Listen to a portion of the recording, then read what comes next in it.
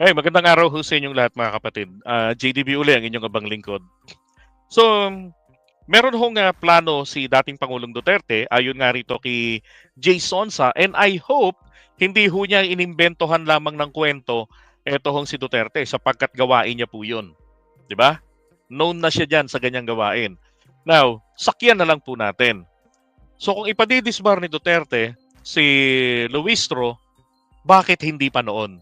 Bakit kung kailan po siya napahiya, sukdulang napahiya sa Quadcom?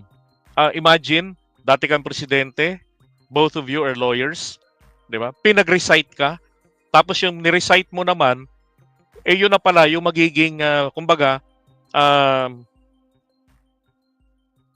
trap para sa'yo. And you knew that you're getting trapped. Di ba? Kaya lang wala ka nang magawa. Alam niyo, nakakagawa lang ho ng ganun yung mga mahuhusay na abogado eh. 'Di ba? Ano ho ang kanyang magiging basis? Ayon dito po kay Boy Fake News, yun daw pagtago niya sa kanyang asawa. Justifiable. At once lang naman niyang ginawa. At wala naman siyang ibang mga masabing mga gross violation sa CIPRA, sa CPRA ng mga abogado. Parang ito yung Code of Canon, yung Code of Ethics. Okay? Kung di canon, Code of Ethics sa mga abogado. Diba? Siguro, tanong nyo na lang sa mga abogado kung ano-ano yung mga possible grounds for disbarment. Ngayon, dahil naman po sa dami ng kabulastugang pinagagawa ni Duterte, paano naman kaya, hindi ho kaya siya ang mas liable na ipadisbar? Isipin nyo ha, pumunta siya sa Quadcom, he took an oath na hindi kayang gawin ng anak niya, di ba? Kasi mas mabuti pa si Sara Duterte kung tutuusin sa kanya eh. Si Sara hindi niya kayang bigyan ng assurance ang mga taga Committee on Good Government na magsasabi siya ng katotohanan at pawang katotohanan. 'Di ba? Nasasagutin niya ng ganun ang mga miyembro nito na nag-iimbestiga ng mga irregularities na sinasabi allegedly na sa mga ahensyang hawak niya at hinawakan niya, which is DepEd. Si Duterte pumunta ng Senado, pumunta ng Quadcom, pero paloko-loko ang ginawang pagsasagot. Sino ho ba ang gumagawa rito ng multiple, di ba, na pambabastos sa legal profession? Palagay ko si Duterte. So, again, aking palagay lang yun. Di ba? Oh. Sino ho ba rito yung presidente na aminado, di ba, sa mass killing? Sino ho ba? Wala namang iba kung hindi siya lang din naman. No. Yung matandang Marcos po, dami ng mga nag-akusa. Nasaan na? Di ba? Yung mga nag-akusa. Yun naman, ibang kaso naman yun. Pero dito kay Duterte, sa ngayon, sino ba? He admitted. Pinapatay ko yan. Di ba? Puro ganon. Pagpatay, paglabanin nyo. Inuutusan, ini-influensyahan ang mga alagad ng batas na tinaasan niya ng sahod, di ba? Para makuha niya ang loyalty nila, utang na loob, tapos naging berdugo sa kanyang palpak na war on drugs. Linawin ko lang, I am good with war on drugs. Diyan tayo tuwan-tuwa. Ang dami nating naniwala nung panahon ng kampanyahan niya eh. Di ba? Tuwan-tuwa tayo dyan eh. Pero ang problema, yung lumalabas ng mga tropa niya na nasasangkot, bakit nananatiling malaya, buhay? Yung anak niya, bakit buhay? Di ba may lumabas bang video? Sila ni Elena Darna. Di ba? So dahil sa pag-amin niya, dapat po siyang madisbar. Dahil isa siyang malaking kahihiyan sa larangan ng abogasya. Di ba? Kung si Larry Gadon, mga kababayan, kung si Larry Gadon na disbar dahil po sa pagmumura, dahil po sa kabastusan ni Larry Gadon. Bagamat merong sinasabi ho na principle ng not a principle but it was a jurisprudence. Ang sabi ng Korte Suprema doon, Ang mga ano, yung mga pagmumura, mga putumaya, tanginan nyo, mga ganon-ganon, yan kapag yung tao galit na galit, ugali yan ng mga Pilipino. 'Di ba? Ay yung mga Amerikano nga, yung mga Black American. Hindi yan galit pero hey, what the fuck are you talking about? Puro fuck, fuck, fuck yung mga yan. Sabihin na lang nilang masarap yung pagkain That's a fucking yummy. What the fuck is your mom? Who fucking mom? 'Di ba? Yeah, fuck up. 'Di ba? Puro sila fuck, fuck, fuck. 'Di ba?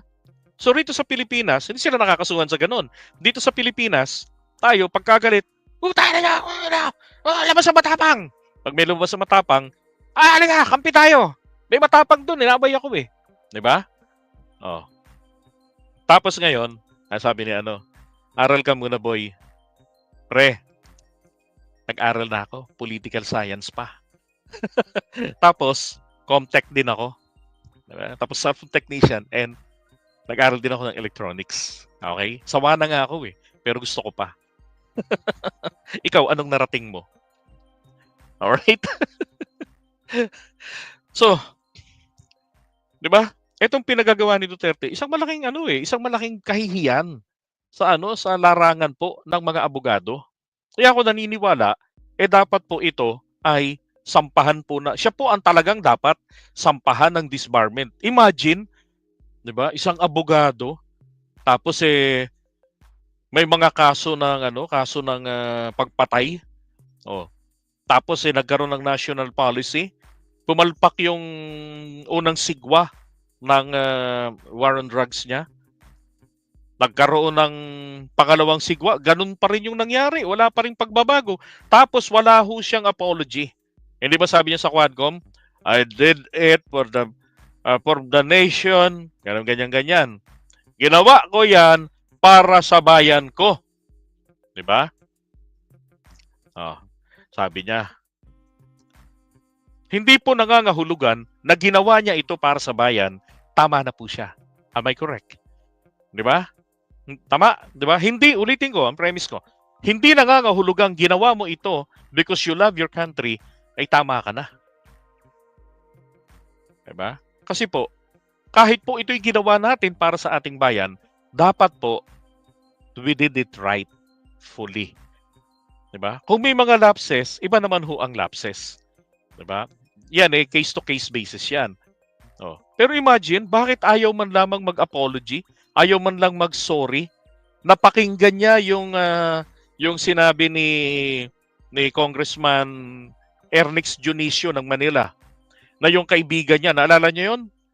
Yung kaibigan niya sa Iloilo yata yun na napatay, yung nakamotor.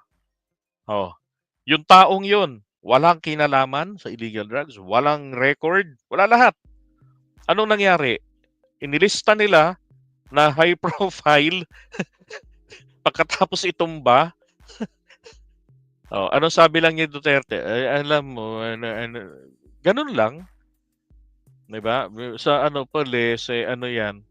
Wala man lang pagsimpatya na, oh, I'm sorry for the loss of your friend. I'm sorry to know that. Buti pa nga kami sa call center. Sinasabi namin yan Oh, I lost my mom. That's why I can't pay my bills on time. Ganun. Oh, I'm sorry to hear that. I'm sorry for the loss. I'm sorry to know that. Ganun. Ganun pa kami. Siya, wala. No apology. Sabi niya pa. Diba? Yan ho ang dapat i-disbar. Walang malasakit sa bayan. Ang salita pong may malasakit, dapat po pati sa gawa. Di ho ba? Sipin mo, ang daming napatay, umabot ng 30,000. Nakita nyo yung narinig naman natin yung pananalita nito ni Abante, ni Congressman Abante. Sinuportahan namin kayo ng mga kapastoran, ng mga Baptist. Sabi niya. Nung nanalo kayo, wala na kayong pasalamat. Buti pa si Bongo, marunong pumunta sa amin, nagpasalamat. Diba? Sabi ni Abante. Tapos sabi niya, Mr. President, ano bang ginawa ninyo doon sa mga patayan na yun? Nagkaroon po ba kayo, nagpa-imbestiga po ba kayo? Hindi. Diba? Ba't hindi kayo nagpa-imbestiga? Ano sabi ng ICC? Nung inuuto sila ng dalawang DOJ ni Duterte at DOJ ni PBBM. 'Di ba? Nag-request pa nga ng extension eh. Anong pinagbigyan? Ano sabi ng ICC sa dalawang DOJ? Inuuto nyo lang kami para ma-avail ninyo yung principle of complementarity. Complementarity meaning ay ang ICC kikilalanin ang mga korte, ang local courts. 'Di ba? Kikilalanin.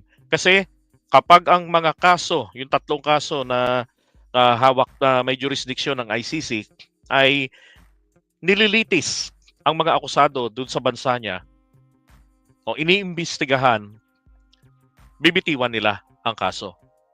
So ang ginawa po natin, inimbestigahan po ng Pilipinas ng dalawang DOJ.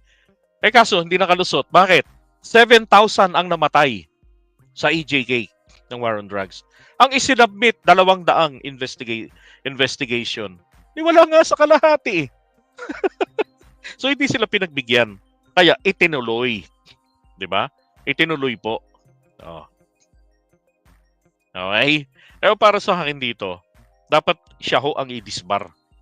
Pwede naman yan eh, na ang IBP o sino mang members ng Integrated Bar of the Philippines, ibig sabihin, sino mang abogado o kahit na sino man, di ba? Kahit na sino man na mga mamamayan natin, sampahan siya ng disbarment. Pwede ho yun. Because he deserve it. Right? That's my opinion. Na dapat siya yung dinidisbar. Actually, hindi nga natin sinasabi noon pa na disbar siya kahit karapat dapat eh. 'Di ba? To show respect. Kaya lang, pagdating sa ganito, ipapadisbar mo yung tao na nahigitan ka lang. Wow naman. At kung talagang may malasakit si Duterte sa batas, dapat po, noong 2019 pa lang, while he was the president, di ba? Pinadisbar niya na si Luis Roe. Bakit ngayon lang? Di ba? What do you think? Okay? So, iwan na natin yan. Ano ba sa tingin nyo? Di ba? Hindi ho ba siya dapat ang madisbar? Base sa kanyang mga pinagagawa?